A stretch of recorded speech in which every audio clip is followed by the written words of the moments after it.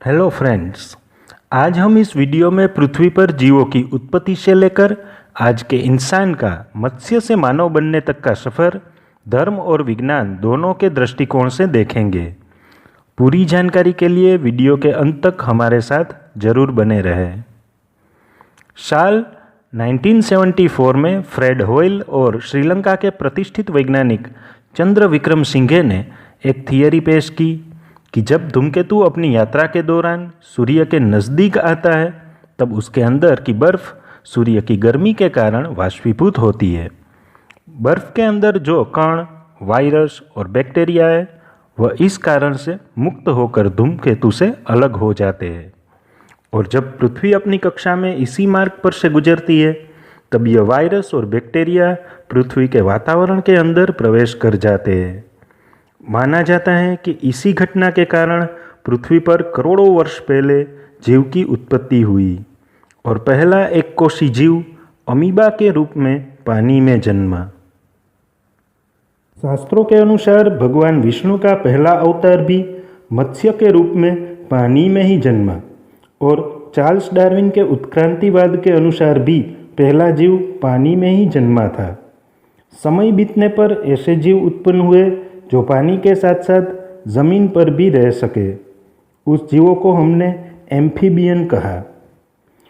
इसके चलते विष्णु का दूसरा अवतार हुआ कूर्म यानी कि कछुआ, जो पानी और ज़मीन दोनों पर रह सकता है। साफ मतलब ये हुआ कि भगवान के ये सभी अवतार जीवों की उत्पत्ति और उत्क्रांति को साफ साफ दर्शाते हैं, जो चार्ल्स डार्विन द्वारा वैज्ञानिक तौर पर भी साबित हो चुका है। उसके आगे अब समय था ऐसे जीवों की उत्पत्ति का जो जमीन पर रह सके। इसके लिए जरूरी था कि पृथ्वी में जीवन को पानी से बाहर लाकर उसका विस्तार किया जाए। इसी हेतु तीसरा अवतरण हुआ वराह अवतार का। शास्त्रों और चित्रों के माध्यम से साफ साफ दिखाया गया है कि भगवान वराह के रूप में पृथ्वी को पानी से बाहर निकाल रहे हैं। ये एक सिंबॉलिक रिप्रेजेंटेशन है कि जीवन पानी से निकलकर जमीन पर आया। पुरातत्वविदों ने अपनी खोज के दरमियान अति विशाल वराह के अवशेषों की पुष्टि की है, जिसे आज हम होगजिला के नाम से जानते हैं। समय के बीतने पर भगवान ने नृसिंह का अवतार धारित किया, जो आधा नर और आधा सिंह का स्वरूप है। प्राचीन मिस्र के पिरामिड के पास मिलने वाली अति विशाल स्फिंक्स की प्रतिमाएं इस बात का प्रमाण है कि ऐसे पशु भी प्राचीन समय में पाए जाते होंगे। जो हम स्फिंक्स की प्रतिमाओं को अति प्राचीन मानकर उसका स्वीकार करते हैं, तो फिर नरसिंह अवतार को हम मात्र कल्पना क्यों माने? उत्तरोत्तर क्रांति के बाद भगवान विष्णु ने वामन स्वरूप लेकर अवतार धारण किया। शास्त्रों में लिखी गई कथा के अनुसार वामन भगवान ने 2 कदम उठाए। उसके बाद कदम रखने की कोई जगह बाकी न रहने पर भगवान ने पृथ्वी पर बलिराजा के सिर पर कदम रखा। इस घटना का सांकेतिक सूचितार्थ ये है कि आधुनिक मानव बनने की उत्क्रांति का वो पहला चरण था, क्योंकि पुरातत्वविदों और वैज्ञानिकों के मुताबिक उत्क्रांति के प्रथम चरण में इंसान से संबंधित जो प्रजाति विकसित हुई वो कद और आकार में छोटे थे और वो प्रजाति थी ड्रायोपिथेक्स, जो वीडियो में चित्र रूप में दिखाई दे रही है। ये प्रजातियों में समय के साथ बदलाव होते रहे और एक समय आया जब पहली बार किसी प्रजाति का रंग ढंग और बुद्धि थोड़ी विकसित हुई और उस प्रजाति ने गुफाओं में रहना सीखा, आग जलाना सीखा और शिकार और अपने जैसे दूसरे कबीलों से लड़ने के लिए फरसे एवं भालों जैसे हथियार और औजार भी बनाए।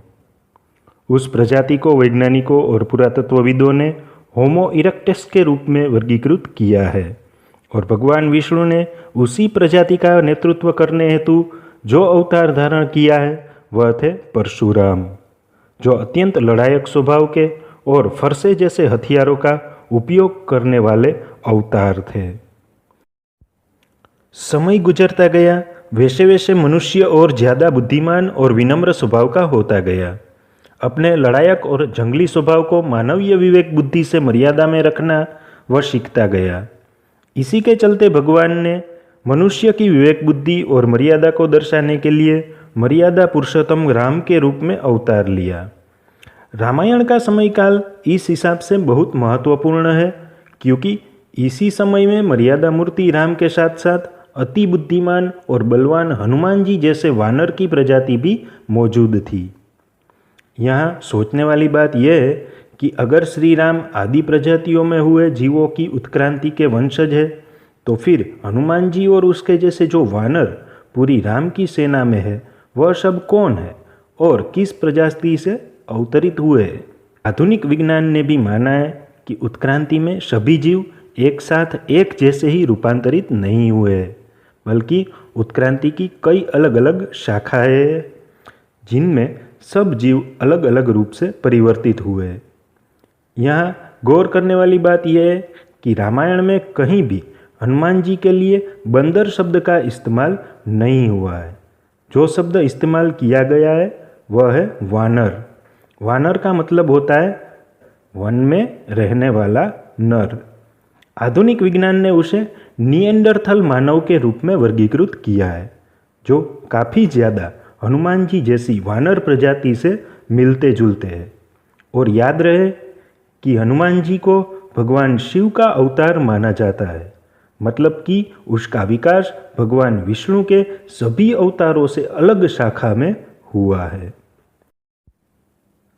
इससे आगे महाभारत काल में एक साथ दो अवतार हुए, कृष्ण और बलराम।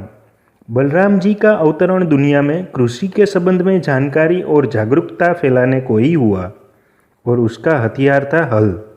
अब आप समझ ही सकते हैं कि हल कोई हथियार नहीं है बल्कि खेत में मुख्य रूप से उपयोग में लिए जाने वाला औजार है। तो बलराम का अवतार मनुष्य का एग्रीकल्चर के संबंध में जो निपुणता और ज्ञान है उसे दर्शाता है। और अंत में हुए पूर्णावतार भगवान श्री कृष्ण जो सभी गुणों एवं कलाओं में पारंगत थे। हम सब श्री कृष्ण के जीवन चरित्र से 100% परिचित है तो उसका ज़्यादा विवरण करना उचित न होगा। श्री कृष्ण आज के आधुनिक मनुष्य का प्रतिनिधित्व करने हेतु ही अवतरित हुए हैं।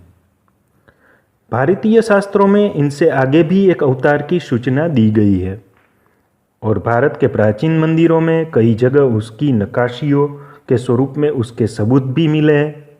वह है कल्कि अवतार। हो सकता है कि आने वाले समय में मनुष्यता और आगे निकले और आधुनिक वर्तमान मानव से भी बेहतर बुद्धिमत्ता और विकसित हुई कोई नई शरीर रचना को धारण करे। बस तब तक के लिए हमें आने वाले समय का लंबा इंतजार करना होगा। तो आशा है मित्रों कि आपको मत्स्य से मानव बनने तक का ये सफ़र पसंद आया होगा। तो चैनल को लाइक, शेयर एंड सब्सक्राइब जरूर करें क्योंकि समय समय पर मैं आध्यात्म विज्ञान, भौतिक विज्ञान जैसे टॉपिक्स पर वीडियो बनाता रहूँगा। तो मिलते हैं नेक्स्ट वीडियो में।